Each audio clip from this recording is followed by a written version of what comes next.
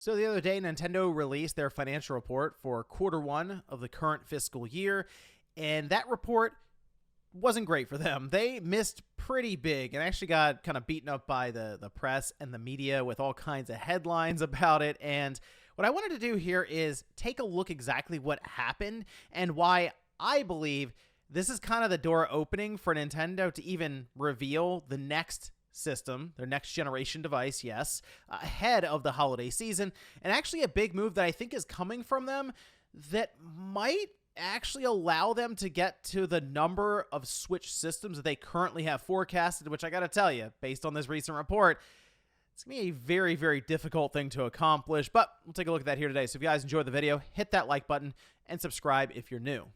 So this is, let's take a look actually over here. This is on Nintendo's, their financial report that they released over on their website. They just make this available to everyone. You can go through it and check it out. And they do a pretty good job, I would say, just kind of organizing it here for us to take a look at. And what I did was I went through and just grabbed a bunch of different pages that are relevant here for us to quickly go through this. But their consolidated financial highlights, you'll notice on the right side, a lot of negative compared to last fiscal year's Q1. Remember, their quarter one runs April, May, and June, as it ends March 31st for their fiscal year and then starts right back up April 1st. So naturally, what are we comparing this to from last year? We're comparing it to The Legend of Zelda Tears of the Kingdom and their breakout success on the big screen with the Super Mario movie. While the Mario movie was, of course, shared profit between like production companies and Illumination and stuff, when you look at The Legend of Zelda Tears of the Kingdom, that was a massive first-party release for them that absolutely held up the quarter. In fact, they pointed out over and over and over again here to investors. Nonetheless, when you show up with a minus 70% operating profit this quarter that we actually wrapped up a month or so ago compared to last year, that's not exactly a great picture you're painting there. I mean, again, looking across the board, net sales down at 46.5%, ordinary profit down 55%, net profit down 55%.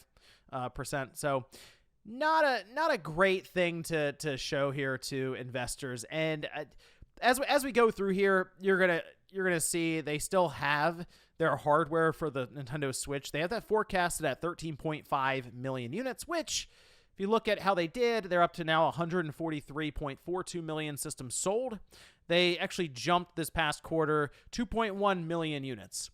They're still looking to sell 13.5 million Switch systems. So they have quite a bit of work to do here to make that happen. Again, I'll talk about how I think they can do it, but still, the Switch at 143.42 million units, I think they're still on track to catch the PS2. I will say a lot of people were a bit surprised at the number of systems they sold this past quarter. I think they were expecting more, although they didn't have, so you know how we'll have some people who cover the sales charts, like in the UK, for example, at the video game industry.biz. And we've had this happen where they'll say there's no big game from Nintendo coming. And then like Mario Wonder comes out, sure. I think what they're really referring to is something like a Tears of the Kingdom that will explode to 20 million sold. Like incredible amounts of sales. It is a huge system seller, and we saw all of that happen. And now Nintendo's kind of having to deal with that, the following year, comparing themselves to that quarter. But don't take my word for it. Nintendo decided to color in this bar for last quarter, for fiscal year 24, all green to show how much Tears of the Kingdom affected things. Like, they really want to let everyone know who's looking at these. Hey, yeah, the numbers don't look great on that right side, but here's why. And in fact, if you remove Tears of the Kingdom, this would actually look in line with what you expect, right? You kind of look at it and think of a bell curve for how a system will do over its lifetime. There's build-up where they're producing and then shipping the systems out. People are getting them in their hands. Then you take advantage of all kinds of software sales as that install base grows, and then it starts to fall down a bit because you have to start developing for the next generation device, especially with how long it takes to develop games now. You're pretty much starting for the next generation halfway through the current generation in terms of game development for those, again, quote-unquote, big games. But here they had to show, a bit of an anomaly because Tears of the Kingdom did so well. We made so much money last quarter, but you know how it is with investors. They're always like, okay, what's happening tomorrow? What's happening a week from now in the future. How is this going to work? And that's kind of what people have been waiting to hear from Nintendo about. So when they show up with these reports, it becomes more about the here and now, which shows hardware down 46.3% from the prior quarter, and their software also down 41%. Again, Tears of the Kingdom pushed a lot of systems, also sold a lot of software, and they also point that out down here along with the Super Mario Bros. Movie, which I think is important to note. As they say here, it energized the dedicated video game platform business. That's something that is harder to quantify as opposed to, here's how many Tears of the Kingdom copies sold, and here's a bunch of systems for the Switch that maybe sold alongside of that.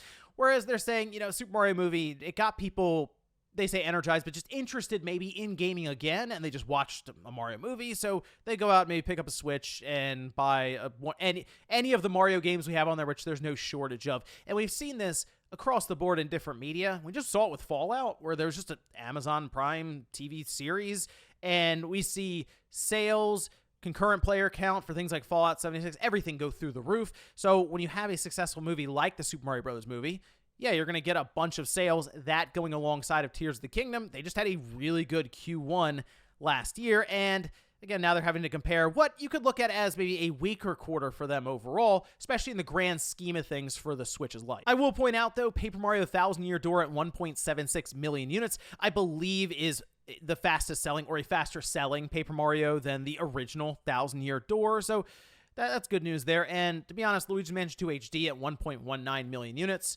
Nintendo's probably very happy with that, considering, well, it probably wasn't a very expensive thing to get done. But as I mentioned, well, the press, the media wasn't exactly kind to Nintendo, and really they're just stating what's on the report. It's like Bloomberg, for example, which is one that investors look quite heavily at. Nintendo profit dives 71% on slowing demand for aging Switch. The company is slated to unveil new video game console by March. Nintendo has said it themselves. They've set things in motion with that one tweet where they said this is Furukawa. New Switch is coming. New system, I should say. And that's for them to, of course, show the system by the end of next March.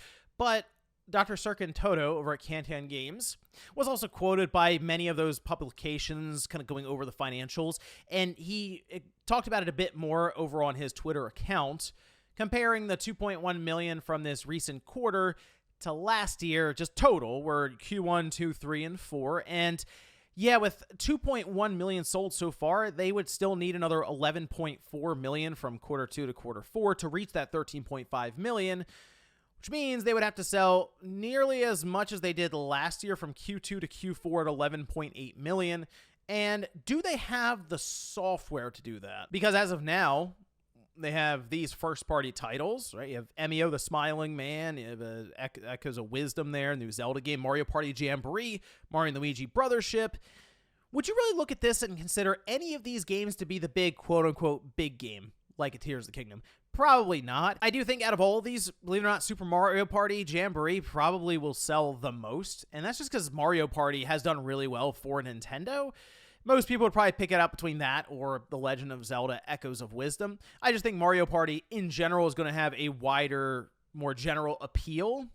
So that's kind of why I'm looking at that one. But I also don't see it as the big Tears of the Kingdom game, which means that Nintendo would have to make up hardware sales another way.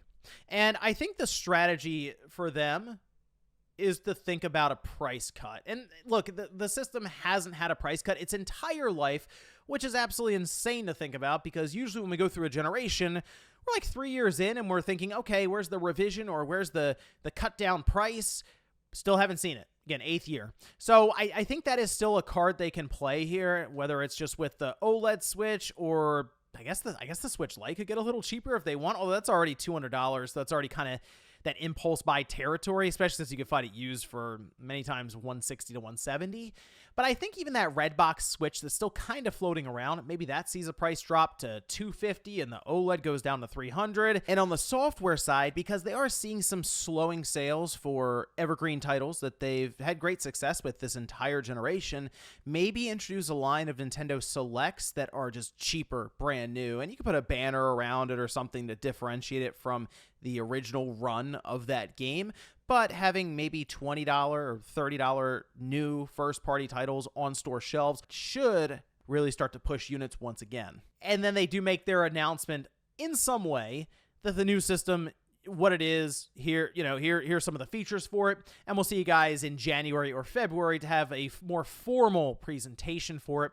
I think that's something that they most likely will kind of follow. So you have the price drop, you have a trailer of some kind get out there, all of this ahead of the holiday season, because the big thing that people are concerned about right now, and they mentioned this, like this is why Nintendo wouldn't show the next system ahead of the holiday season, is to protect holiday sales for the current Switch. But I think that's kind of out the window now, because it looks like we're getting to a point where the majority of people who want a Switch system, they have one. Sure, that Zelda Switch Lite looks awesome, and I'm sure that's just going to sell another Switch to someone who already has a Switch. But for the most part, 8th year, 143 million. Nintendo, I would assume, because we all see it, understands that the Switch is in that sort of late stage decline, to where there's just not as many people to sell it to now, because everyone's fairly content with what they have. So yes, overall, a big miss for Nintendo when it comes to some of their financial results here for Q1. But I think it's going to get to a point here in the next month or two. Like, I think we're getting kind of close to them just making the announcement in some way with a trailer for that next system. And then everyone's just going to start talking about that, and it'll be exciting and stuff for people. So not a great moment here for Nintendo with this financial report, but I think things are about to be on the upswing here very, very soon. But let me know what you guys thought about all this down below with this recent financial report and a pretty significant drop from Q1 last year. But should that be expected? Because Tears of the Kingdom was there, and that was an absolute ridiculous release. Thanks, guys, for watching, and I'll see you next time.